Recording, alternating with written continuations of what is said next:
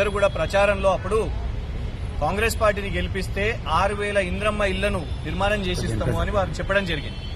అంతేకాకుండా గత సంవత్సరం 12 ఆగస్టు 2025న కాంగ్రెస్ ఎమ్మెల్యే కంటోన్మెంట్ నుంచి వారు వెళ్లి మరి ఇళ్ల శాఖ మంత్రి పొంగులేటి శ్రీనివాసరెడ్డి గారిని అక్కడ బోయిన్పల్లి మార్కెట్ పక్కన 8 ఎకరాల ఏదైతే జాగా ఉన్నదో అక్కడ ఈ 6,000 ఇంద్రమ్మ ఇళ్లను నిర్మాణం చేస్తామనేసి వాళ్ళు ప్రతిపాదించారు.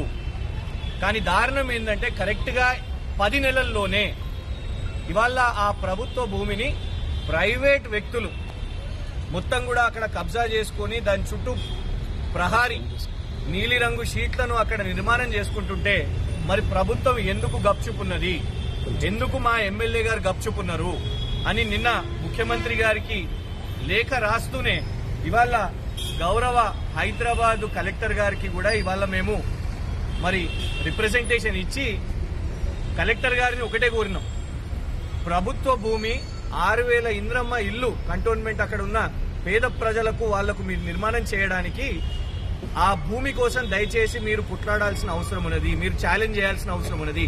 ప్రైవేట్ వ్యక్తుల చేతుల్లో సుమారు 800 కోట్ల నుంచి 1000 కోట్ల ప్రైమ్ ల్యాండ్ ఇవాళ వెళ్లిపోతుంటే మరి ప్రభుత్వం ఎందుకు కొట్లాడతలేదు, కనీసం దీన్ని ఎందుకు ఛాలెంజ్ చేస్తలేదు అనేది ఇవాళ గౌరవ కలెక్టర్ గారికి మేము కోరడం జరిగింది.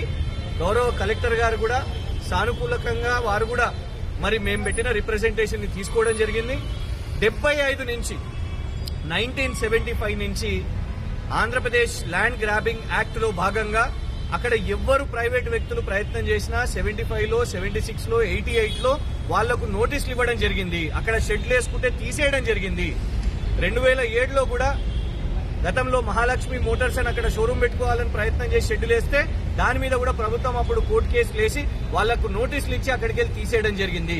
2009లో అప్పటి హైదరాబాద్ కలెక్టర్ నవీన్ మిట్టల్ గారు ప్రైవేట్ వ్యక్తులకు కొంచెం సపోర్ట్ చేస్తున్నారు అని అన్నప్పుడు అప్పటి కాంగ్రెస్ ప్రభుత్వమే తనపై విచారణ చేపట్టాలని ఆదేశించింది.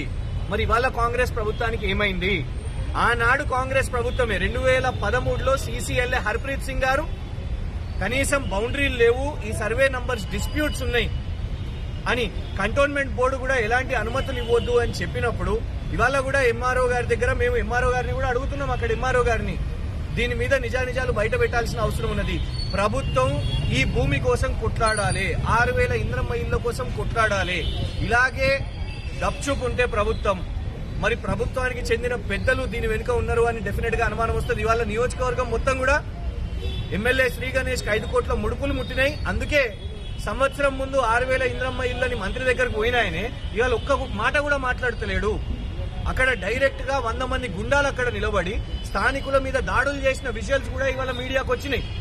ఇవన్నీ అంశాలను ఈ 3 పేజీల్లో గత ప్రభుత్వాలు ఎంత ఈ భూమి కోసం కొట్లాడినాయి, ఈ 800 కోట్ల జాగను కాపాడినరు. కానీ ఇప్పుడు 2026లో మరి అలా ప్రైవేట్ వ్యక్తులు వస్తుంటే ఎందుకు కాపాడతలేదు ప్రభుత్వం? దీని మీద ఛాలెంజ్ చేయాలి, కొట్లాడాల్సిందిగా హైదరాబాద్ కలెక్టర్ గారిని బీఆర్ఎస్ తరఫున మేము కోరడం జరిగింది.